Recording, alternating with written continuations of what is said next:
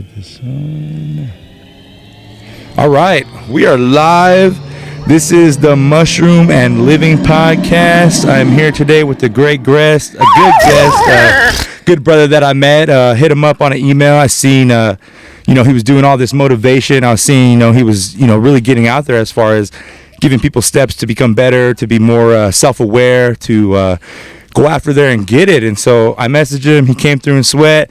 Here we are again. This is Brother Taylor Cavanaugh. Give introduction, and thanks again for being here. Yeah, Shane, I appreciate it, bro. This is always it's cool, man. I was thinking about it on the ride here. It's like, man, you're close. Just the synergy of stuff. It's interesting, and just proximity matters a lot of times. And I don't really believe in chance, and sometimes you get hit up by somebody and like, dude, you're just right over the hill, man. So I was like, dude, this is one of those things that's meant to be.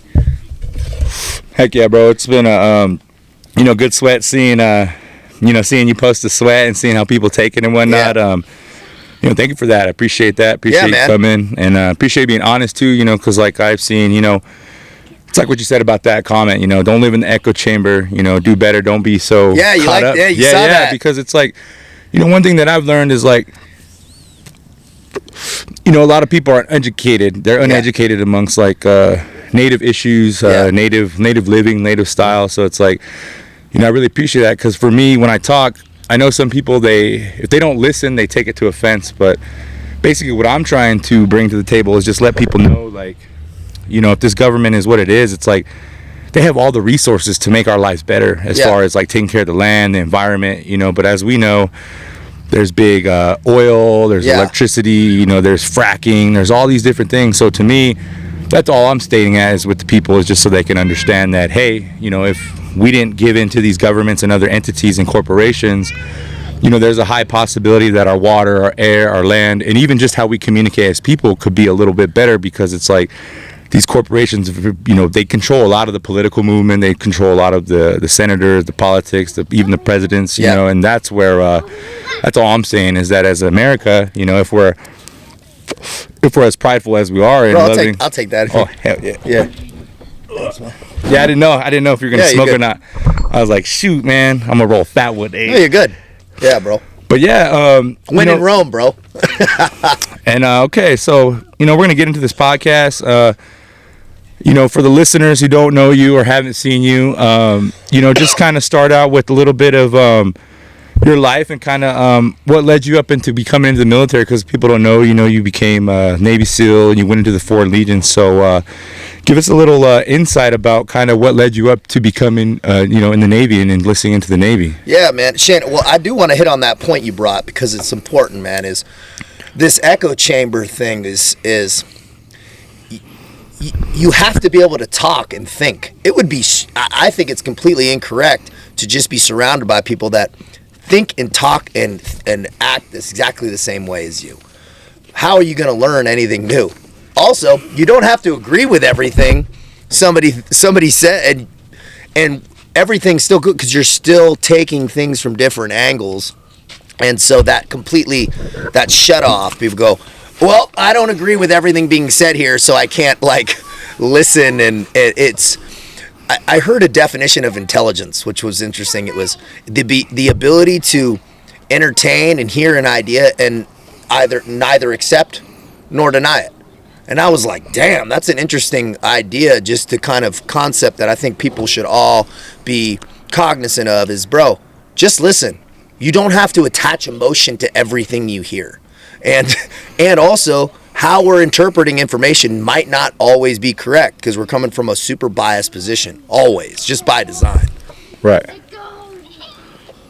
No, thank you for touching on that, because that's one thing that I'm trying to do better as a Native American Indian, is not necessarily stand to the stereotypes, but let people know, like, we're honest people. We're human beings, and our benefit was not necessarily benefit, but our overall outlook was taking care of our family, taking care of our community and our people. And I would like to see people to kind of see that as Americans, because it's like, for one, it's like me growing up in America, it's like how much does America teach you to take care of your family structure, you know, and implement good, you know, things for your family? And quite the opposite now. Right. And so that's kind of where I'm hoping to bridge that gap, just to show people, like, you know, natives were about their family, and they were about community, and they were about being within their own, and not necessarily in their own, but just giving them that much, you know, to take care of them, and what to do, what it takes to take care of them, you know. And now it's like America, it's like they don't teach you anything on how to take. It's more like, you need to get a job, you need to go to school, you need to do this, you need to make a lot of money. And it's like, even in there, it's like, where's the family unit? You know, where's the care of the family, or even just being, you know, wholesome to the land, you know? And there's people out there, but you and I both know it's not a taught, you know, topic or thing to where people are like, oh, we need to respect the land and actually take care of it, you know? Well, it's actually by design quite the opposite. It's, if you were a governmental agency, would you want strong family structures with you know, one solid household? No. Well, just by design, split households are 2 times the tax, 2 times the all this. It's whether it's on purpose, which is super insidious, or it's just kind of how the machine pushes things. I'm always very, very, especially having worked in the government. Now, I'm not like some big conspiracy theorist, because I actually think just government inefficiency, and it's a heartless, amorphic kind of concept. And so it's never going to push some great morals. It's up to us to drive that ourselves. And yeah, that's why I'm super attracted to the Native American culture, just because all you have is that family unit. At the end of the day, who's there in the court? Who's there by your deathbed? Who's there? It's not just loose acquaintances. It's not who's going to be there. And so the family unit, I think, I'm glad that's pushed, you know, and that you hold that at the forefront, because it's not going to happen just on accident. Right. And it takes work. You know, that's one thing too that I've learned too, that a lot of people don't talk about, that it takes a lot of work to have a family together and as a unit, you know, just like anything. It takes work. It takes, you know, different parts moving, different things happening. So it's like, that's one thing too that I wish, you know, they would talk about more, is just the struggle, but the struggle of making it good, you know, because I've met a lot of men that fucking run out on their kids, you know, run out on their family, or get a new one and start a whole new family, you know, and nothing wrong with that. But I feel like, you know, it really takes a real man to hunker down and take that, you know, because it's like, if you're a man, especially a man who knows who you are, knows what you got, it's like, it's even that much easier for you to go out and not necessarily fuck around, but just get involved with the world and not be at time, you know. It's like, everybody wants me, baby, hey, but it's like, you know, these babies want you too, and your wife or your fiance or girlfriend, it's like, they want you too. So, you know, that's one thing I feel like a lot of men don't talk about. It's like, you know, I'm going out with the boys, or I'm going to have a good time, but it's like, sometimes it should be like, I need to stay with my family, you know, and I need to take care of my family, I need to take care of my kids, my wife, even myself, you know. And that's one thing I'm trying to do too, is just be around men more and communicate more with that, you know, because it should be talked about, you know. It's like, you hear the women always talk about their struggle, but it's like, no one really talks about how hard it is for a man, you know, whether it's himself personally, taking care of the family, or just internally, you know. It's like, oh, poor women, but it's like, hey, man, men hurt too. Hey, you know, we're not going to be crying and acting all crazy. Some do, but at the end of the day, it's like, I feel like more men should be more conversationing with themselves and how they feel and how they are, and even family units, because at the end of the day, it's like, we're not going to be nothing without family, you know. And that's where I think, you know, that's what I like to do, is talk to people about family and, you know, community and ceremony and things like that. And I just think America definitely would benefit from being more family oriented. And as a man, I was thinking, you're touching on a lot of points, man. I was in my head on the way here. I would say the definition of being a man is doing a lot of shit you don't want to do. Right, by design, we're unemotional, and we're missions focused, we're hunt focused. So all of the pleasure seeking, it's ego, man. It's ego rooted 100%. No matter how you want to break it down, you need to be fulfilled in some external way. That's a road to destruction, man. That's a road to destruction. Think about how it works out. You can't also stack karmic debt and not expect to get burned off somewhere.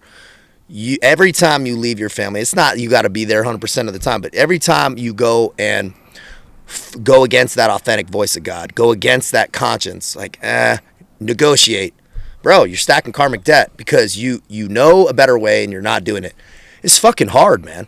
dude, I struggle with moral clarity on a daily basis. Like, for sure, man, to like, okay, just all right, no, like, not gonna take that hard left, gonna like, let's redirect it. Man, it's taken me 39 years. I'm still learning it, man, to this point. And to kind of touch back on the story is how that evolution happened, man. I'm gonna give this to you. Yeah, no worries. This evolution happened, it was slow. It was a lot of wisdom learned the hard way, man. Yeah. It was like, dude, ended up in jail. You know, that's just, you know, growing up in San Diego out here in like Poway area is, dude, it was just kicked out of school. You know, all just chaos. And I didn't have enough self-awareness yet, right? I started touching on mushrooms and stuff in high school too. So I had some like interesting, really, really introspective moments. So I had these flashes of like a bigger picture and a bigger design, but I just couldn't grasp it yet. I was too immature. And so, man, dude, I wanted to go be a special operator and just went to college and shifted around. And anybody that knows my story is kind of just hitting the 30,000 foot overview. Is it just, by the time I had got out of college and just kind of up and down, man, I had a bunch of legal problems. It was like getting into the military was really difficult. And so I had to go to jail for a little bit, you know. It wasn't some long term, but go to jail, think about it. Then, man, I pushed it for about a year, getting waivers and stuff, and got into the Navy and went down that SEAL pipeline. That's kind of how that process happened. How many years were you an operator in the Navy? 7 years. So I was at SEAL Team 7 for 7 years, or 6 years really after the training. So 7 years I was in the Navy and I was attached to SEAL Team 7 and had another incident. 2 incidences, bar fights and just being rowdy, and they tested me for steroids. I failed. And that was it, right? I had to go back to jail. Had to just clean some stuff up, but I was it. I was in the civilian world, man, and I started doing like massive amounts of prescriptions. Yeah. Because I was like, oh, dude, I can just do it, whatever. And it's not like I cared if shit was legal or not. It was just, I felt better. Adderall, little Xanax at night, all, you know, and then was taking opioids later, but functioning. You know, I wasn't just that. I was like working. I'm like, oh, shit's cool. This is just, it ain't bad, fired up, but my balance was fucking way fucked up. You know, it was like, dude, emotional outbursts with my girlfriend at the time, just breaking shit, fucking just mayhem, you know. But I was lying to myself, but then everything came crashing down at some point a couple years later, and dude, I was like homeless in my truck. Yeah. And I'm like, fuck, dude. No money, no nothing, dude. Just like, I think I had $6 in my bank account and I had no gas in my truck. It was one of those, bro. And that was the moment I was like, oh, dude, you can't lie to yourself. I'm here, man. And so what am I going to do? And so that's when I was in the jungle in Hawaii. And people that know the Big Island, it's like jungle on the east side. Super wet, and I just parked where I knew I wouldn't be fucked with. Dude, the volcano, everyone out there is off grid. So this whole area is no service, completely off grid, growing their own food, like really out there, and farm, like kind of farm, Hawaiian farms. And I was there for 3 days, and then I was like, I'm going in the Foreign Legion. So that's when I was like, fuck it, let's do this shit. And took a couple fast cash loans, shit, dude, and I was in Paris, man. How long was your time in the French Foreign Legion? 4.5 years. So I did 4.5 years in France. Anybody that knows that whole area, it's that institution. Well, man, it's just 200-year-old institution that takes foreigners to fight for France. It pretty much, they're like the Marine Corps. They have their own Marines, but it's like that type of an atmosphere. Very strict, shit like that, and I'm good on that too, dude. Yeah. So, well, you're an OG, dude. You're like a veteran. I'm like a novice now, you know. Hey, at least you're taking good of some good meds, though. Yeah, dude. And yeah, dude. So I went over there, had to get back in shape. Like, just I was haggard, but I made it through the selection, and that whole process is pretty weird, bro. How long is the selection compared to like buds and pipeline and all that? Is it shorter or is shorter? It, Yeah. So I would say like SEALs is special operations. Right. So that's like fucking hard, long, and more formal. but this is like this is like infantry boot camp. Yeah. That just to kind of it's pretty basic, and in about 4 or 5 months, the whole process is like 5 months before you're like at a regiment. Yeah. Then you go through some more training, but it's just so it's a little bit more drawn out. Do you guys do a lot of shooting training, or not as much? Not as much. No, it's money, man. Okay. Think about, I know the SEALs got money. Think about how much, and that's just like what's interesting to see, man. Think about the funding of special operations in the United States, right? The strongest military on the earth, and that small of a special operations unit, dude. When we would go to San Clemente Island and dump 50 dudes, we would shoot. I heard a crazy statistic. I don't know if this is true, but they said one BUDS class in San Clemente shoots about the entire allotment of what the Marine Corps shoots in a month. Jeez. 50 dudes. And so your weapons manipulation, just like they're making you run into the ocean like 2 miles away, like during this shit, freezing your nuts. It's just a lot of shooting. And so, but it wasn't like that in the Foreign Legion. Yeah. You'd go out to the range and stuff. But it just wasn't like that many rounds. Not all tailored like that. Yeah, not dumping rounds and fucking just picking up brass like crazy. What do you think that is? You think it's just to dial it in, huh? Just to dial in the shooters and get everyone on marksman level. Exactly. Yeah. It's just volume of training. Yeah. I think, but it works, man. Yeah, definitely. That's what I was telling another SEAL bro. I was like, you dump over 50,000 rounds, 100,000 rounds. It's like, yeah, you're gonna be able to basically just pin on target. Not like I'm saying I'm gonna be the best shooter, but at least put on target. Enough to be like, there you go. And also, weapons malfunctions, like just being able to move and maneuver your weapon like without having to think about it at all. Right, it's like muscle memory. Huh? Muscle memory, dude. Just like safety manipulation, like going through doors, like a lot, because you do all that and then you'll do more shooting and SQT, and that's pretty much the process. So it's where did you move through in the SEALs? Like, what did you because there's like sniper, there's JTAC, there's all different things. I did both those. Ooh. I did sniper and JTAC as a new guy, man. So I did my JTAC up in Fallon, Nevada. They have the Top Gun school up there. It's badass, dude. They let us do a backseat ride. Dude, it like was an F-18 or what was it? It was dead serious. One of the hardest things I've ever done in my life. I was shocked. I had a whole new respect for like the pilots, bro. Yeah. The G suits, dude. Oh, it was like, we were flying an F-18 and there was an F-16. Okay. They were doing some dogfight training over Nevada. And dude, he's like, all right, we're going to do a G-suit. They explain the fucking ejection seat. You're like, oh shit, this shit's getting real. And dude, he did like a strafe and just some hard turns, doing like 8G. Dude, you're like, like. Gets like what, plus 10 Gs or what? Bro, I think this was like 8 or something. I think that's about as hard as. Yeah, that's hard. Bro, I was like, whoa, the G-suit's filling up in the legs. You're definitely working to stay conscious. And 2 hours, this motherfucker's doing maneuvers. And he's like, hey, how you doing back there? And I was like, dude, hurting, bro. I made it. Scary. Yeah, it was scary, dude. Yeah. I had a whole new respect for, dude, and they're writing on their fucking knees and shit like coordinates while they're doing this shit. It's fucking crazy, dude. Those dudes are smart as fuck. That is pretty intense as far as I've never been in no jet or anything, but I can imagine just the acceleration, the turns, the fucking pitches, the backs. It's like, woo, dude. Going down on like those gun runs where they pull up. Yeah. That's hard. Like, pretty heavy. Probably hits you hard. Yeah. No, it's powerful, man. That's cool. So like in JTAC, you don't fly anything, right? It's just like you call ordinates and everything. Exactly. Yeah, okay. Call coordinates and stuff.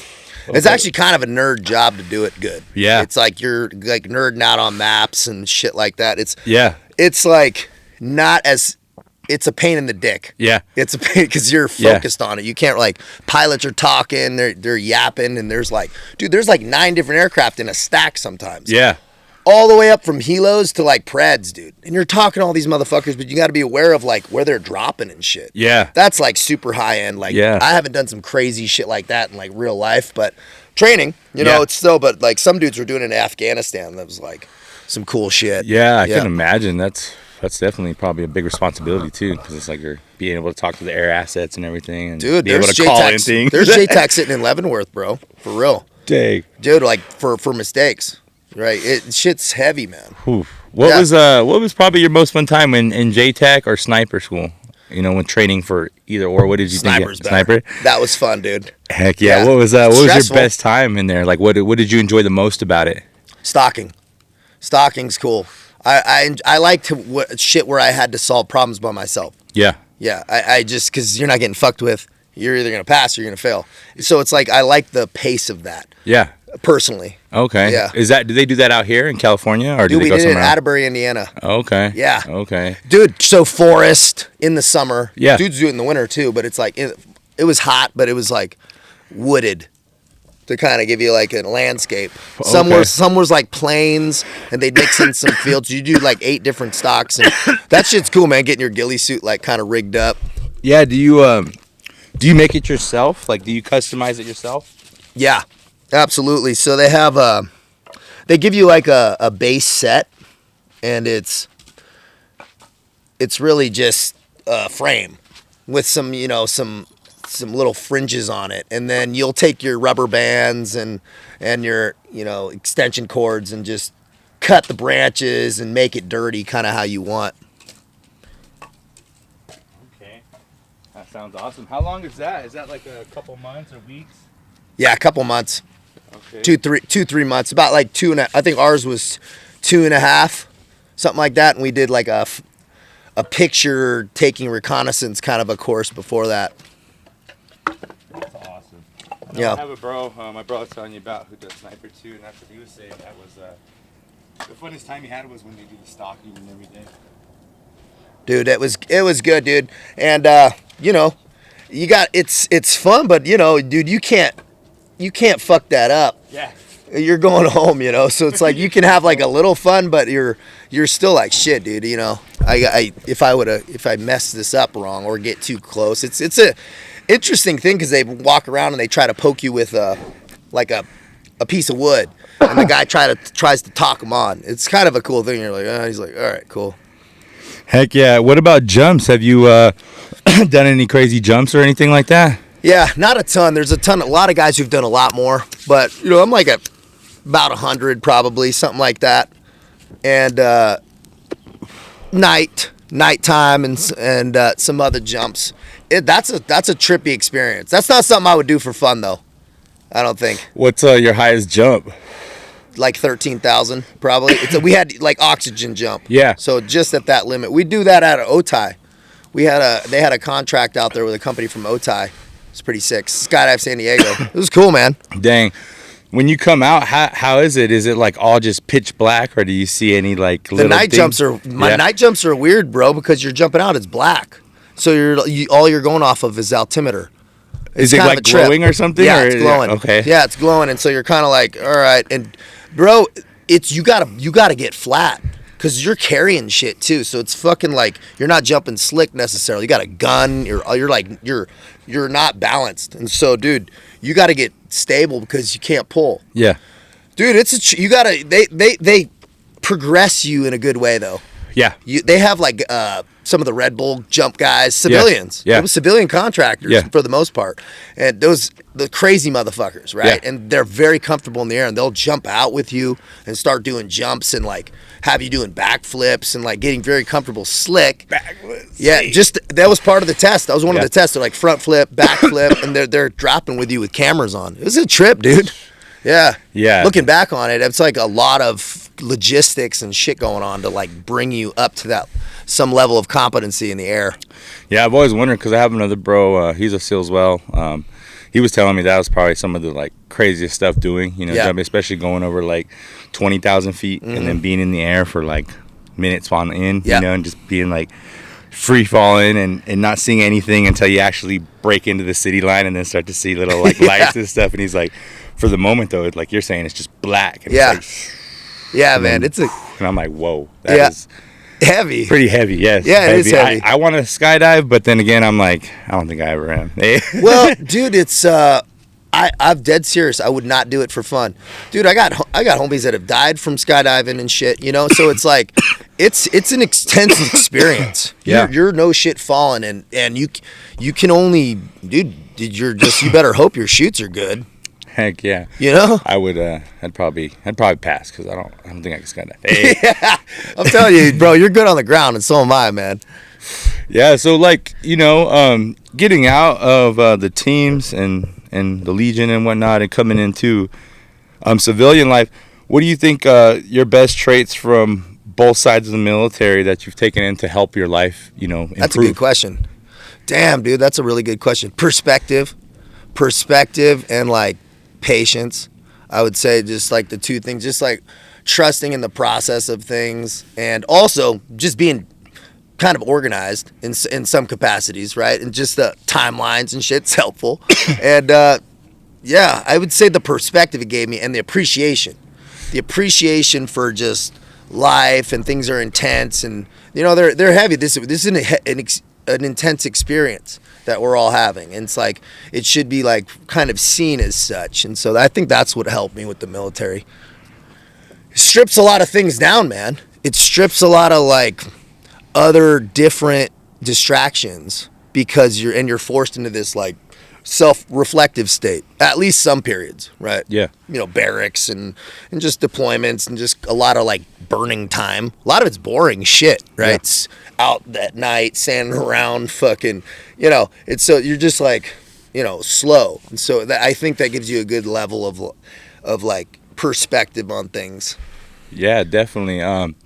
Also, how do you think being in the SEALs and Legion, how has that helped you with like your leadership? Because like I was saying, I noticed you, through your talks and discussing about, getting out of the gutter, and grinding on and getting good on things. So how do you think that's helped you, become a leader in that aspect? Man, it's because I had to be a good follower, and I failed at that at times, right? And so I think that you got to be a good follower to be a good leader at some point. And the military teaches you to toe the line, right? It teaches you kind of like, hey man, you don't listen, like there's people around you that have seen a lot of shit, and so and it's a new guy coming up, and that process made me a better leader. Just the confidence too, knowing what you're capable of physically and just mentally, it definitely has helped.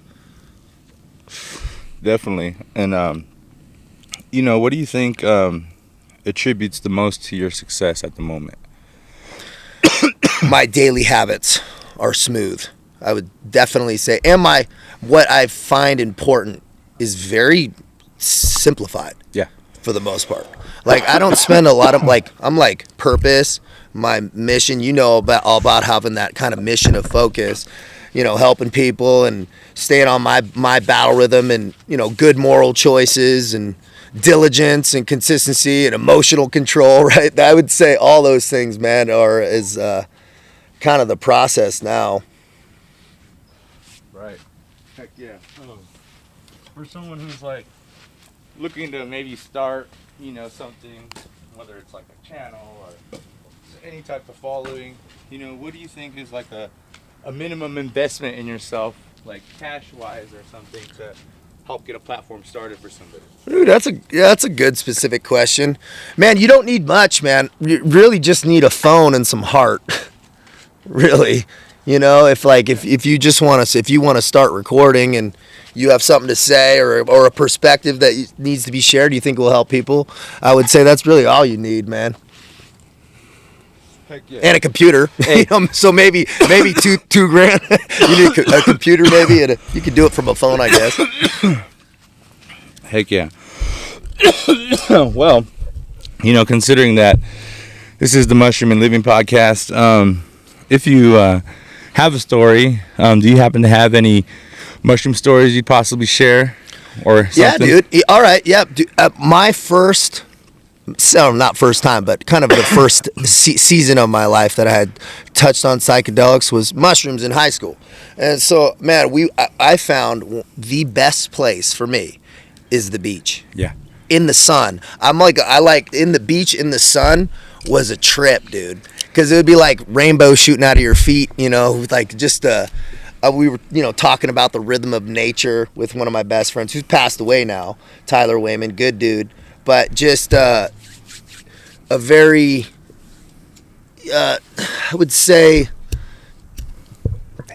understanding, right? Just a little bit more empathetic or a different kind of a wall or a veil kind of pulled back a little bit, little by little. That was a cool experience, man. We walked from like La Jolla to Winnsea, and back, and it was just kind of I liked it, man. But it's been a hot minute, yeah. Okay. And then another question.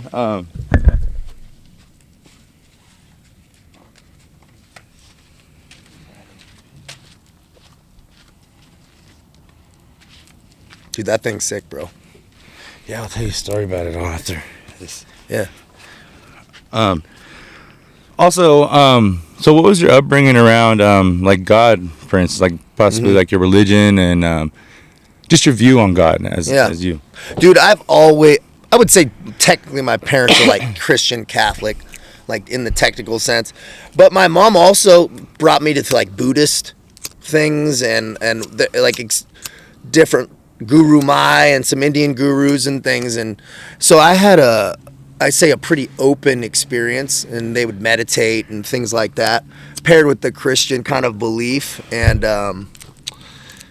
so now, though, I mean, for me, formal, you don't need to go to a church to be spiritual. I think the word spiritual is kind of overused, but like on the deep sense, like I know there's a guiding force. Yeah. I don't have faith in it. I like know it. And it's just this guiding force that you can either accept or deny, but it's like gravity. Yeah. And it's just on a different realm. And so I understand it. A lot of religious texts, they're all teaching universal laws and principles. Yeah. It's what they're teaching, right? And you can get into the specifics or the semantics, but there's a force around us. And so if that's any type of description, that's kind of how I view things.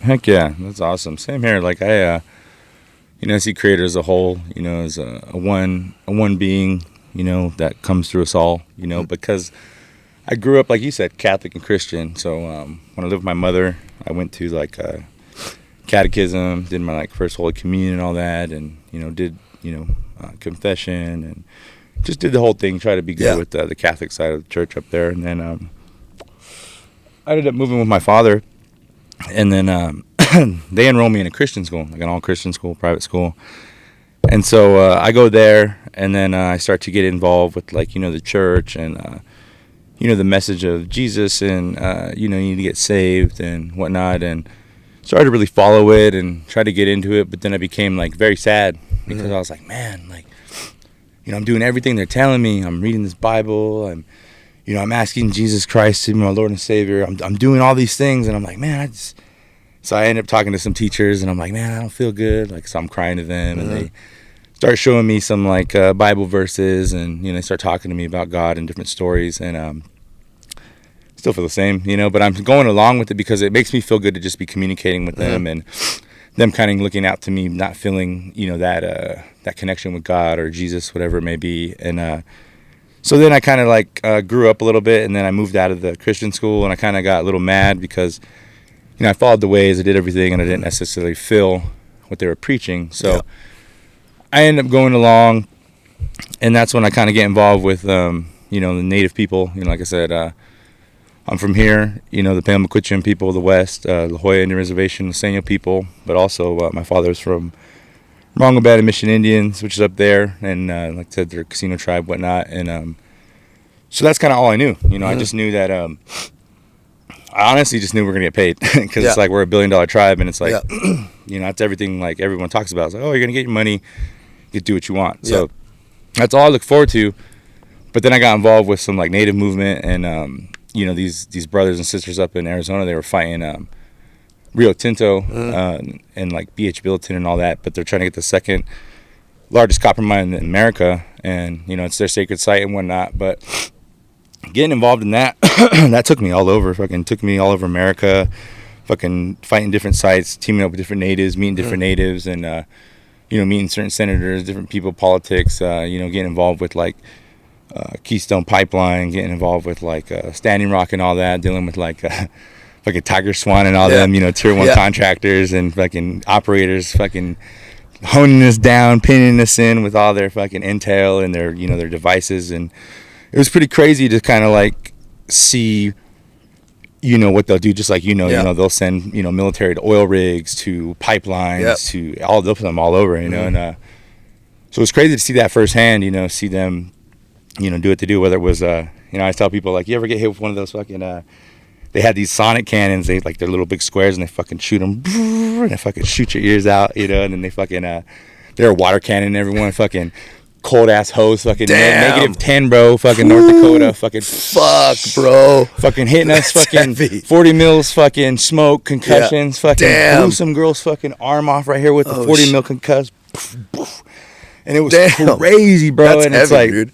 Yeah, and then even the point of like snipers, dudes in the fucking armored ones, fucking snipers, dudes on the top of the hills posted up, fucking, and it was like, whoa, because I kind of got like, because I never experienced that type of heat just doing it, and then actually being on the front lines. I'm a staff carrier, so it's like I go on the front lines with the people, and I show up when they do certain things, whether they're like cutting lines, whether they're cutting cats, or burning shit down, or pulling rig rigs and fucking blocking the roads. Like, it was crazy to like, dude, just see all that happening, you know, because it's like, you know, like I said, I seen it on the forefront, like doing Oak Flat. You know, they would fly drones in, come in, listening, drop them in, you know, hear out, bring in other security, like I forgot what it was. It was like G4 something, but basically they were there for the mine, you know, and so just seeing that in, I was just like, holy shit, you know, like getting involved in all that, and then seeing where natives are at as far as like the resources and how the government is still at our necks. But then I just, like I said, I just got all out of that, because it was like, man, like I seen it all, I felt it all, and then just seeing the natives of how they kind of operate in the movement, and whether they become like, you know, they want to become in more like entertainment media, more like promoting their own brands and things, or using we always make fun of this one brand that used to like say, oh, they wear bulletproof vests from the Standing Rock thing, like as vintage, like selling items, like, oh, we wore these at Standing Rock, these vests and this. So I'm like, people were just marketing and making stuff, trying to make movies and documentaries, and so I was like, I just want out of that, you know. I didn't want any part of that. And you know, like I said, just being from Morongo is like, you know, a lot of natives are kind of poor, you know, they don't have necessarily the funds, so like I said, I wasn't checking that out. And so that's when I came back, and I was already, you know, working with the mushrooms and kind of like getting tapped in with God, because like I was telling you before, I kind of didn't have that faith within God. I kind of turned my back on God, and then, you know, I started doing that movement and seeing, you know, tradition, ceremony, from the sweat lodges to peyote ceremonies to, you know, their sacred ceremonies where they bring their deities or beings or holy beings in and whatnot, and really inspired me, because I'm like, you know, where I come from, you know, we got hit by the missions, so it's like, you know, we got taken out by like all of it, like the culture, the medicine people, you know, so it's like, even if we wanted to get back to the truth, it's like we really couldn't, because it's kind of gone now. It's taken. The medicine people are dead, whatever. And so that's when I decided to come back and be in here in the Wamkish, and you know, just reinvent that relationship with God and Mother Earth, because it's like, that's how I found God again. Because like I said, I always believed in God.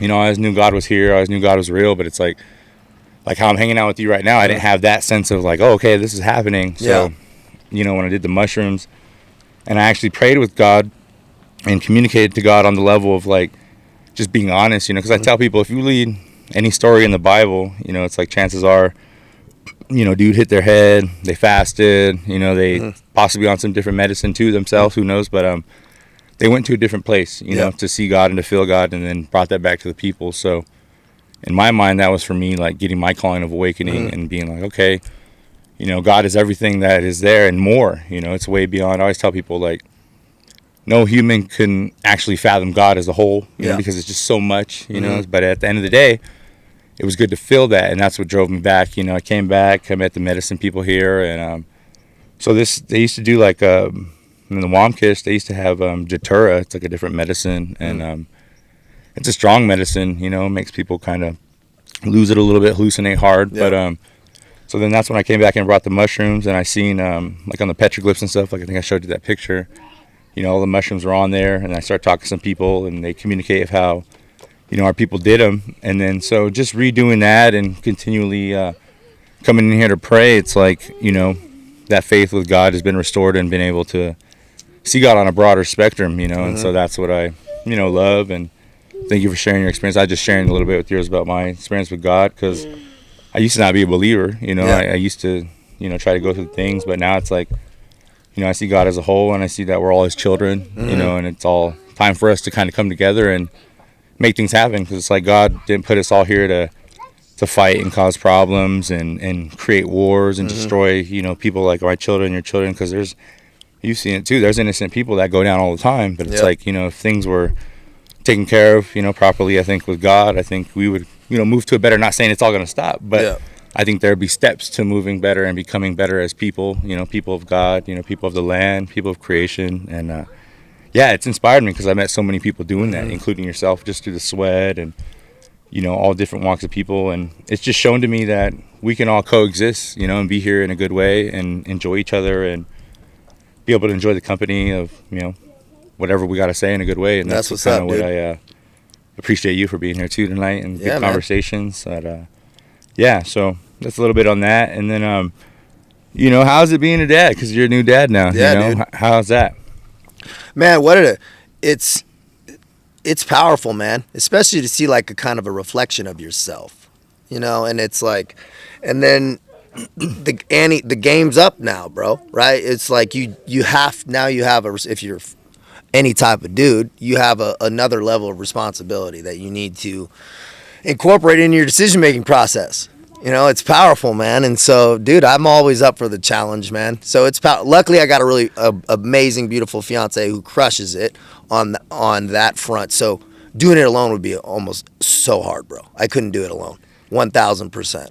Right. No, that's how I feel too. Like I was telling, I was like, Carmen, it's so hard for people like who live on their own. I can imagine like people having multiple kids and being by themselves and having to deal with all of it. And I'm like, man, it's, hats off to them. But I'm hectic, dude. But I'm glad that, I can provide that for my children, a stable family, a good home. I'm going to show them that, because, my parents split up when I was young, probably I think about like 4 or 5, you know. So it's like I know that lifestyle of being between 2 homes, 2 families, different siblings, all this and that. So it's like, I think it's good to, be there as a good foundation and show them like we were talking earlier, it takes a lot to stand your ground as a man and hold your ground with your family and whatever it is going to do, whether it's being a father, being a wife, being a partner, being a dad, anything. It's a lot of work, Yeah, man. And so I'm glad to be here and glad you're part of the dad crew now. Yeah, That's dude. awesome. Yeah, I'm stoked, man.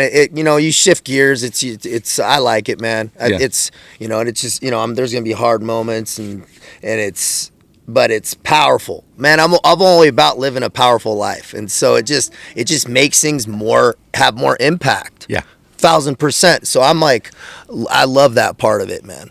Yeah. So what are your goals this year? It's a new year still. It's January. What are you looking forward to this year with your company and whatnot and what you're doing? Bro, this will sound crazy, man, but if I had the same year as last year, I'm so stoked.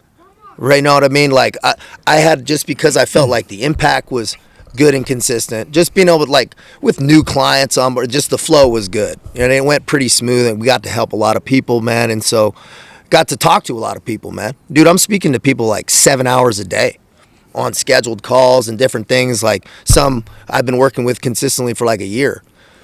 High level people, business owners and guys who are just like into understand that, man, let's try to understand ourselves better. Let's act better. Let's just be better. And like, what's that dynamic look like? And that accountability is helpful. And it keeps me in line, bro. Because I can't get on Zooms and stuff offbeat or not in the correct frequency, man. Like, that energy exchange is important. So, it's taxing, dude, but I'm stoked on the pace. Like, I don't want to, I like the pace of it. I get to work one-on-one with people. So I'm like, people are like, you're going to try to grow faster? I'm like, no, not really. I'm at a good, consistent pace, man. And it's like, my balance is good with my like life and flow. So, dude, but this year I'd like to get my book done. Yeah. That'd be cool. So that's like another piece, dude. And maybe do some movie shit, dude, and all that stuff, So we'll see, man. So we're just building contacts, but the book piece is definitely something that needs to get hammered out. Yeah. Yeah. So that'll be cool, man. So, dude, God willing, man, do like a book to series, cool, kind of a cool thing. But that's maybe some years down the road. Okay. Well, it's been a good talk, good conversation. What would you say for anyone out there who's trying to be the best of themselves? Get honest first, just about where you're at. Everything grows from there. That would be my direct thing, is just get honest with yourself, like where are you at, and all the decisions are yours. That got you there, therefore all the decisions are yours to get you out into a better perspective and just a better frame. And that's what I think. If you can operate from a more real, optimistic lens, your life will go better, just because you'll arrive more correct, right, and not desire certain things or have bad thoughts, and just live a higher quality life. That would be my advice, man. All right. Well, this is the Mushroom and Living Podcast. This is Shane Norte with Taylor Cavanaugh, and it's been a good time, brother. Yeah, man. Thanks, man, dude. I appreciate y'all.